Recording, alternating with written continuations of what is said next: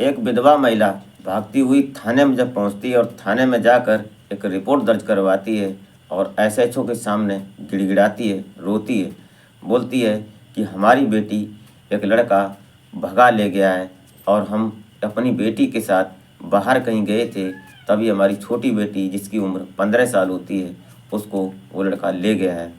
ऐसे रोते हुए जब एसएचओ के सामने बात करती है, उनको बताती है सारे वाक़या, तो जो एसएचओ होते हैं वो सुनते नहीं हैं पहले तो, और जो लोग होते हैं जो थाने के अंदर पुलिस के और अन्य कर्मचारी वो सुनते नहीं हैं। लेकिन जब ये बात एसएचओ के सामने पहुंचती है, थाना अध्यक्ष के सामने पहुंचती है, तो वो इस बात को सुनते हैं और सुनने के बाद वो महिला जब बताती है अपने आप को कि मैं विधवा हूँ, मेरी 2 बेटियाँ हैं, बड़ी बेटी हमारे साथ थी और छोटी बेटी जो एक लड़का है उसके साथ काम करता है, वो हमारी बेटी को भगा ले गया है।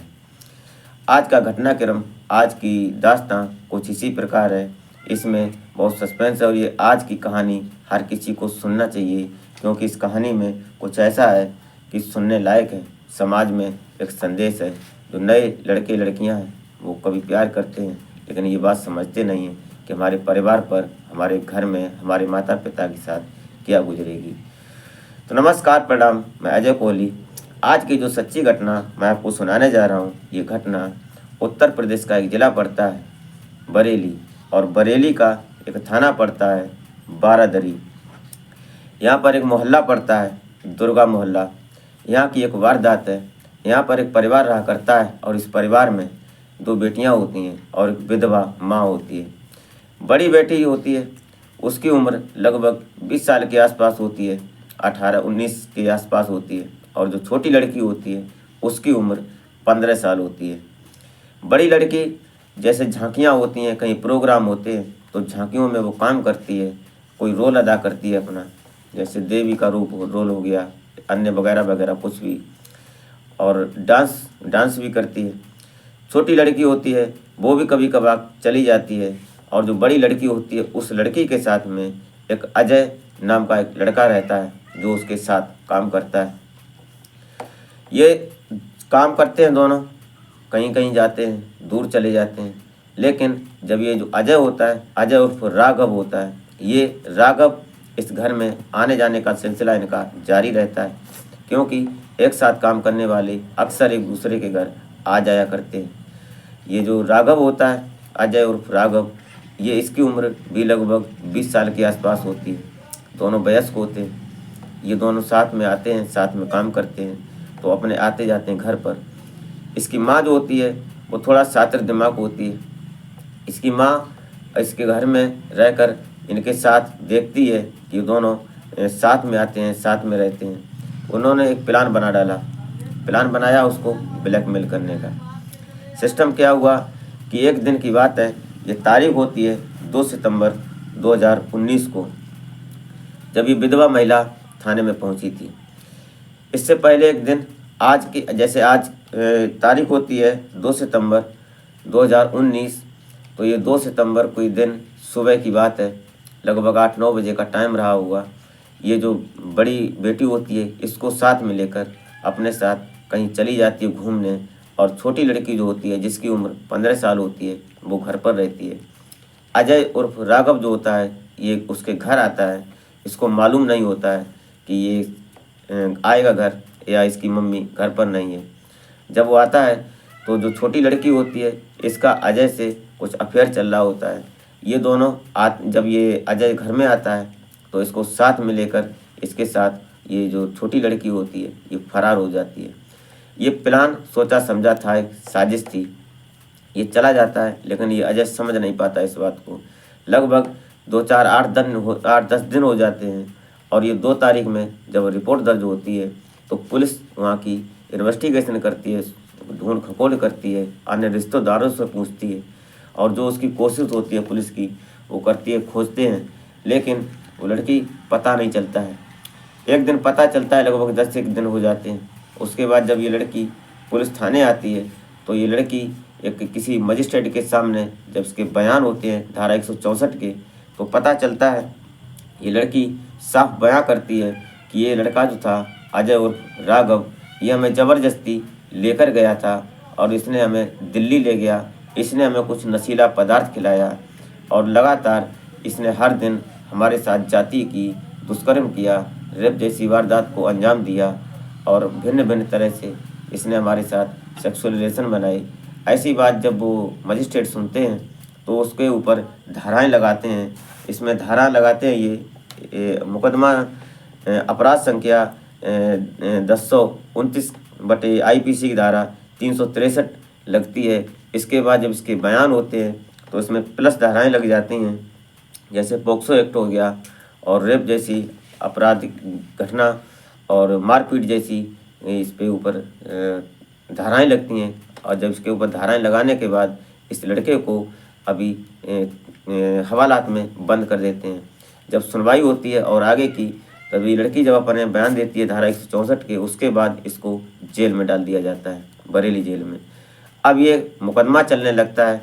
ये लड़की जो होती है, इसकी लड़की को मेडिकल करवाने के बाद इसको इसकी माँ को सुपुर्द कर दिया जाता है, इसकी माँ को सौंप दिया जाता है। अब ये दोनों अपना काम करने लगते हैं। धीरे धीरे ये जो लड़का था अजय उर्फ राघव, ये जेल में होता है और ये जो लड़की होती है ये अपनी माँ के पास होती है। माँ ने सोचा कि ऐसे कैसे चलेगा, तो उसने थोड़ा अपना सिस्टम बनाया। सब सही से चल रहा था, क्योंकि बड़ी लड़की झांकियों में जाती थी, अच्छा पैसा लाती थी, और ये छोटी वाली थी, ये भी काम करती थी, तो ऐसे उनका सिस्टम सही चल रहा था। तभी होता क्या है कि जो माँ होती है, इसकी विधवा माँ होती है, ये सिस्टम बनाती है, कहीं बात करती है रिश्तेदारों से इधर उधर, और इस लड़की का, छोटी वाली लड़की का रिश्ता तय कर देती है। इसका रिश्ता हो जाता है, शादी हो जाती है। शादी हो जाने के बाद ये लड़की जब अपनी ससुराल चली जाती है, उसके बाद बीच बीच में जो तारीखें पड़ती थीं, तो इसका जो पति होता है वो यहाँ तारीख पर बरेली आता था और तारीख करवाता था। ये सब चल रहा था सामान्य तौर से। लगभग हो जाते हैं 4 साल, 4 साल 8 महीने हो जाते, 4 साल 6 महीने हो जाते हैं। तब तक इनका केस चलता रहता है। एक दिन ये जो लड़की होती है, इसका पति साथ में होता है, तो जब जज के सामने अपर कोर्ट सेशन जज 40 के 14 के एक न्यायाधीश होते हैं ज्ञानेश त्रिपाठी जी, इनके सामने जब इस लड़की का बयान होता है जिसके ऊपर सज़ा होनी चाहिए। अब ये जब ऐसे एक्ट जैसे रेप और पॉक्सो एक्ट, अपहरण जैसे केस किसी के जिसके ऊपर धाराएं लगती हैं, उसको बर्बाद करने के लिए, उसकी ज़िंदगी ख़त्म करने के लिए ऐसी संगीन धाराएं बहुत हैं। क्योंकि इन धाराओं को लगने के बाद जिस व्यक्ति को ऊपर धारा लगती है, उस व्यक्ति की कम से कम और ज़्यादा से ज़्यादा लगभग सज़ा 20 साल की हो जाती है। उसको जेल में ही रहना होता है और जुर्माना भी लगाया जाता है। ये चल रहा था। जब एक दिन ये बयान होते हैं, लगभग 4 साल हो जाते हैं। उसके बाद जब बयान होते हैं इस लड़की के, तो ये जो ज्ञानेंद्र त्रिपाठी जी होते हैं, इनके सामने जब इस लड़की बयान देती है, तो ये लड़की यहाँ बयान चेंज कर देती है। और बयान चेंज जब होते हैं तो यहाँ पर जो वहाँ के पीठाधीश्वर होते हैं, जो अपर सेशन जज जो होते हैं, इनका भी दिमाग चकरा जाता है कि तुम क्या बोल रही हो। दरअसल इसने बयान में पहले कहा था, जिस लड़के को 4 साल से आज जेल में है, 6 महीने से लगभग 4.5 साल हो जाते हैं जेल में था, और आज वही लड़की जिस केस में, जिस मुकदमे में अंदर था, आज वही लड़की इंटरफेयर कर रही है और बात को घुमा रही है। इस लड़की से जब बयान होते हैं तो यहाँ लड़की जो बोलती है कि सर साहब, हमने इस लड़के के साथ अपनी मर्जी से गए थे। इस लड़के से हमारा पुराना प्यार था। ये हमें ज़बरदस्ती नहीं ले गया था, नहीं इसने हमारे साथ रेप किया और नहीं इसने हमारे साथ कोई ऐसी घटना को अंजाम दिया जो कि अदयनीय हो, कोई परेशानी वाली बात हो। ये बातें जब जज साहब सुनते हैं तो उस लड़की को समझाते हैं, बोलते हैं कि तुम क्या बोल रही हो, तुमने जो पहले बोला था उसको ध्यान में रखो। अगर ध्यान में नहीं रखोगे तो ये जो केस है उल्टा हो जाएगा और तुम्हारे साथ क्या हो सकता है ये तुम्हें शायद मालूम नहीं है। लेकिन उस लड़की ने अपना बयान क्लियर रियल दिया कि यही बयान है, क्योंकि उस समय जब जज साहब ने पूछा उससे, ज्ञानेंद्र त्रिपाठी जी ने पूछा कि उस समय तुमने ऐसा बयान क्यों दिया जो इस लड़के को इतनी लंबी सज़ा हुई, ये जेल में है। तो साफ बोलती है कि ये हमने तो नहीं बोला, लेकिन हमारी माँ ने हमारे ऊपर प्रेशर किया था, इसलिए हमने ये बयान बोला था। जब ये बात वहाँ खुल जाती है कि इसकी माँ के दबाव में आने के बाद इस लड़की ने ऐसा काम किया, तो फिर जज साहब ने उस लड़के को, जो अजय उर्फ राघव होता है, इसको जेल से वाइज्जत बरी किया। और ये लड़की होती है जिसने उसके ऊपर केस लगवाया था, जिसके प्रति वो जेल में गया था, निर्दोष व्यक्ति, उसको, इस लड़की को ये ज्ञानंद त्रिपाठी जी होते हैं, उतनी ही सज़ा देते हैं बदले में, क्योंकि एक सम्मानित व्यक्ति को कानून सज़ा नहीं दे सकती है और झूठे केस में फंसाने के लिए एक उसको सज़ा उतनी ही मिली। ये सज़ा होती है इस लड़की की 4 साल 6 महीने 8 दिन।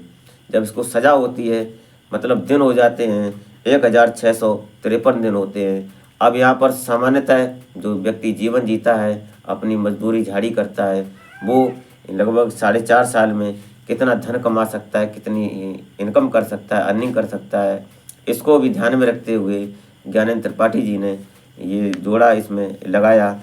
तो उन्होंने बताया कि 2,88,822 रुपये का जुर्माना भी लगाया जाता है इस लड़की के ऊपर, क्योंकि अब तक अगर ये लड़का बाहर होता तो इतना पैसा अर्निंग कर लेता एक सामान्य सा व्यक्ति।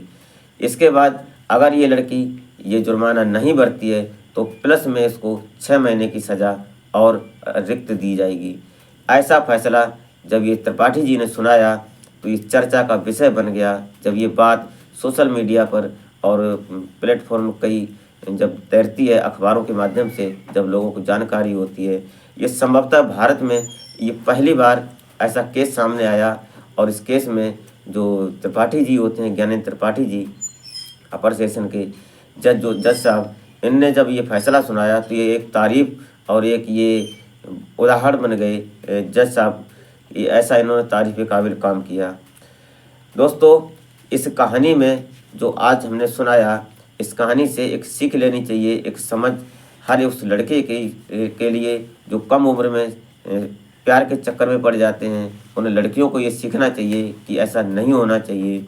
हर उस डॉक्टर को ये सीखना चाहिए कि कभी कभी पैसे के लालच में आकर वो गलत रिपोर्ट दे देते हैं और उससे किसी की ज़िंदगी बर्बाद हो जाती है। हर उस पुलिस वाले को सीख लेनी चाहिए, क्योंकि अगर किसी भी केस की इन्वेस्टिगेशन कर रहे हैं तो निष्पक्ष होनी चाहिए। हर उस जज में और हर जजमेंट में ऐसा होना चाहिए। आज ज्ञानेंद्र त्रिपाठी जी को दिल से सैल्यूट करने का दिल करता है और मैं सैल्यूट करता हूं। और जो भी इस कहानी को सुनेगा, इस समझेगा, उन्होंने एक तारीफ़ के काबिल काम किया। क्योंकि अगर ऐसा हो तो हमारे भारत में जो भी जिनके ऊपर ऐसे केस हैं, जो बेचारे निर्दोष हैं और वो फंसे हुए हैं, या जिसके पास रियल में केस हैं और उनको कोर्ट सुन नहीं रहा है या पुलिस सुन नहीं रही है, तो इनमें ऐसी निष्पक्ष जांच होनी चाहिए। तो आज ऐसे केस नहीं आए। जैसे कि मान लो बरेली में जो बात हुई थी, जो सोशल मीडिया से पता चलता है, तो यहाँ पर लगभग 5,000 ऐसे रेप के केस हैं। अगर उनमें ये सुनवाई हो, अगर अपर जज ज्ञानेंद्र त्रिपाठी जैसा कोई जजमेंट सुनाएगा, तो ये केस कितनी जल्दी ख़त्म हो और लोगों की ये भयमुक्त भारत हो जाए। क्योंकि भारत में जब बरेली में इतने केस हैं तो पूरे भारत में कितने केस होंगे, इसका कोई आकलन नहीं है। तो दोस्तों, आज का घटनाक्रम सुनाने का मतलब आपको हैरान परेशान नहीं होता है, नहीं आपको परेशान करने का उद्देश्य होता है। सिर्फ़ और सिर्फ समाज को आगाह करने का हम एक संदेश देते हैं और काम करते हैं जागरूकता का। तो मिलते हैं फिर किसी नेक्स्ट वीडियो में, तब तक के लिए जय हिंद।